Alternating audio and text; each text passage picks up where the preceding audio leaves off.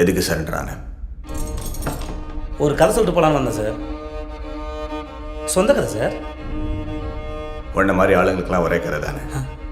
நான் கீழே இருந்தேன், தெருநாயா இருந்தேன், இது செஞ்சு அதை செஞ்சு பெரிய ஆள் ஆகிட்டேன். அந்த கதை தானே. ஐயோ, எப்படி சார்?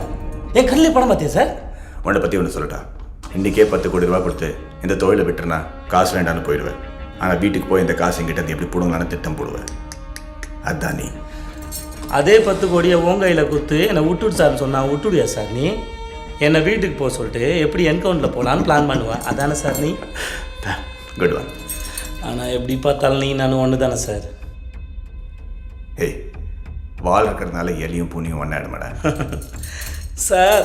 வீட்டில் எலித்தொலை இருக்கிறதுக்கு தான் சார் பூனைக்கு மவுஸு. ஆனால் அந்த எலி பூனைக்கு பயந்து பொரியல் வந்து மாட்டிக்கிச்சு. எந்த எலியாவது பொரியல் வந்து தன்னால் மாட்டுமா சார்?